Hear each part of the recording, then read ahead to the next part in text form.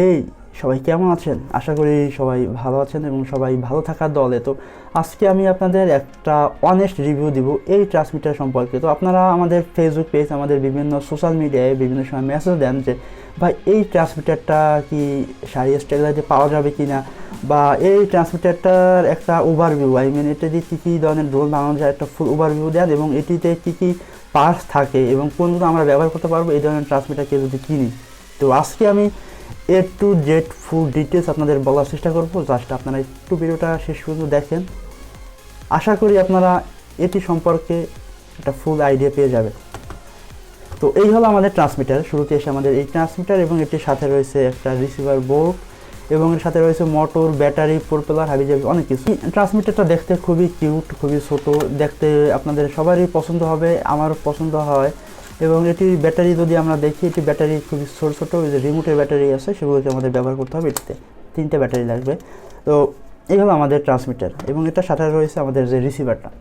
তো আমাদের মেইন প্রবলেমটা হয় গিয়ে এই রিসিভার বোর্ডে। তো আপনারা যদি একটু লক্ষ্য করেন দেখবেন আমি 8টা ওয়্যার অলরেডি কানেক্ট করে নিয়েছি আমাদের মোটরগুলোকে লাগানোর জন্য। তো এটি লাগানোর একমাত্র কারণ হলো আমাদের এই যে পিসিবিটি আছে, আপনি যদি একটু লক্ষ্য করেন দেখবেন কত ছোট একটা রিসিভার বোর্ড। এবং এটিতে যদি আপনারা দেখেন এটির মোটরের যে কন্ট্রোলার, এই যে দেখেন 4টা কোণায় 4টা মোটর কন্ট্রোলার রয়েছে। তো এগুলো দেখেন কত ছোট। এখন এটিতে যদি আপনারা কেউ এই ধরনের মোটর ব্যবহার করতে চান, যেটা আমি আমার ম্যাক্সিমাম টাইমে যে মোটরগুলো ব্যবহার করি, এই যে মোটরগুলো, তারপরে আমি ব্যবহার করে থাকি আমাদের এই যে 8 মিলিমিটারের মোটর, আর এটি হলো 10 মিলিমিটারের মোটর। তো আপনারা যদি এই মোটরগুলো ব্যবহার করতে চান, আপনার কি মনে হয় যে আমাদের এই রিসিভারটা কি কাজ করবে, নাকি রিসিভারটা পুড়ে যাওয়ার সম্ভাবনা আছে? এই কোশ্চেনটা থাকলো আপনাদের জন্য, আপনারা একটু নিচে কমেন্ট করে আমাদের জানান। তো যেটা হয়েছে, আমরা নর্মালি যে রিসিভারটা বোর্ডগুলো ব্যবহার করি, এই যে রিসিভার বোর্ড আমি যদি আপনার একটু খুলে দেখাই, এই যে দেখেন এটার মোটর কন্ট্রোলার এই একটা এই যে 2টা মোটর কন্ট্রোলার। তো এইটার যে মোটর কন্ট্রোলার দেখেন কতটা ভিন্ন এবং কত ছোট। তো আমাদের এই ড্রোনের যে মোটর সেটা যদি আমি আপনাদের একটু দেখাই, এই যে দেখেন কত ছোট মোটর। তো এখন আপনারা বলেন যে আমাদের এই ট্রান্সমিটার দিয়ে যে ড্রোন বানাই, সেখানে কি আমরা এই যে আমাদের বড় বড় মোটরগুলো আছে এগুলো কি ব্যবহার করা যাবে? মোটেও যাবে না। এবং এই মোটর আর এই মোটরের মধ্যে যদি আপনি দেখেন হিউজ পার্থক্য, হয়তো আপনারা ক্যামেরায় বুঝবেন না, এই যে একটু দেখেন। তো আপনার এই ট্রান্সমিটার অ্যান্ড এই রিসিভারের দৌড় শুধু এই পর্যন্তই।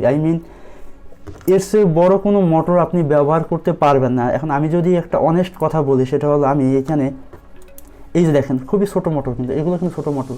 আমি এই মোটরটা এই রিসিভারে লাগানোর পরে আমাদের এই রিসিভার কয়েক সেকেন্ডের মধ্যে খুবই গরম হয়ে যায়, মানে একটা পুড়ে যাওয়ার মতো একটা পরিস্থিতির সৃষ্টি হয়। তো আপনারা যদি একটু খেয়াল করেন, এই মোটর আর এই মোটরের মধ্যে কিন্তু খুবই সেটা পার্থক্য নাই। আমাদের মার্কেটে যেটা পেয়ে থাকি, এই মোটরের পরের সাইজ হলো এইটা, মানে এর চেয়ে এক সাইজ বড় এইটা। তারপরে রয়েছে আমাদের এই যে 8 মিলিমিটারের মোটর, এরপরে রয়েছে আমাদের 10 মিলিমিটারের মোটর। তো আপনারা অনেকেই আমাদের এই যে ড্রোনের ভিডিও বা এই ধরনের আরও অনেক ধরনের ড্রোনের ভিডিও আমি অলরেডি আপনাদের দিয়েছি। আপনারা অনেকেই বলছেন যে ভাই এই ট্রান্সমিটার দিয়ে কি এই ধরনের মোটর ব্যবহার করা যাবে? আমি আপনাদের আবারও বলি, আপনারা পারবেন না। আপনাদের রিসিভারটা জাস্ট লাগাবেন, মোটর ঘুরবে কিনা আমি জানি না, আমি এখন পর্যন্ত এগুলো লাগাই নাই, বাট মোটর মনে হয় না ঘুরবে। আর যদিও ঘুরে তাহলে আপনার এই রিসিভারটা ডেড হবে, শিওর থাকেন। এখন আসে আমাদের এই ব্যাটারি। এই যে দেখেন ব্যাটারিটা মাত্র 150 মিলিঅ্যাম্পিয়ারের ব্যাটারি। আপনি চাইলে এটিতে ব্যবহার করতে পারেন, আপনি চাইলে 300 মিলিঅ্যাম্পিয়ার ব্যাটারি ব্যবহার করতে পারবেন। বাট সেক্ষেত্রে আপনাদের এই ড্রোনের যে মোটরের সাইজ, তাতে আপনার এই ব্যাটারির লোড নিতে জীবন শেষ হয়ে যাবে, এরকম একটা অবস্থা। তো যাই হোক, আমি আপনার কথাগুলো একটু ক্লিয়ার করে বলার চেষ্টা করতেছি। তো আমাদের এই যে ড্রোনটা আছে, এই ড্রোনের সাথে সাধারণত এই যে ট্রান্সমিটার রিসিভার থাকে। তো এটির মধ্যেও ঠিক এই সাইজের মোটরই রয়েছে এটির মধ্যেও। তো আপনারা যদি কেউ এই ট্রান্সমিটার রিসিভার কিনতে চান, তাহলে আপনারা এই ধরনের ড্রোন ছাড়া, মানে এই ড্রোনটা তো আমি রেডিমেড কিনছিলাম, যার কারণে দেখা যায় এরকম ফ্রেম আছে, বাট আপনারা তো এইগুলো অ্যাভেলেবেল পাবেন না। শাহরিয়ার টেকগালেরিতে আগে ছিল, এখন আপাতত নেই, কিছুদিন পর আসলে আপনাদের অবশ্যই জানাবো এই ফুল সেট আপ। তো যেটা হলো, আপনারা এই ধরনের ফ্রেম বা প্রপেলার তো অ্যাভেলেবেল পাবেন না। তো সেক্ষেত্রে আপনাদের ফ্রেম বানাতে হবে। সেক্ষেত্রে আপনাদের ফ্রেম এই মোটর দিয়ে যদি বানান, মানে ড্রোনের সাথে যদি লাগান, তাহলে ড্রোন আশা করি উঠবে না। আমি নিজেও অনেকগুলো ফ্রেম 3D প্রিন্টেড ফ্রেম বানিয়ে চেষ্টা করছি, খুব একটা লাভ হয় না। তো যাই হোক, এই ছিল মোটামুটি আমাদের এই ড্রোন এই ট্রান্সমিটার সম্পর্কে। যদি আপনাদের এই ধরনের কারো ইচ্ছা হয় কিনতে পারেন, বাট আমি আপনাদের অবশ্যই বলবো আপনারা এটি কিনেন না। আপনারা আমাদের আগের ভিডিওগুলো দেখেন, আমি সেখানে যে ট্রান্সমিটারগুলো ব্যবহার করছি সাইমা X5 বা অন্যান্য যে ট্রান্সমিটারগুলো ব্যবহার করছি, আপনারা চাইলে ওগুলো ব্যবহার করতে পারেন।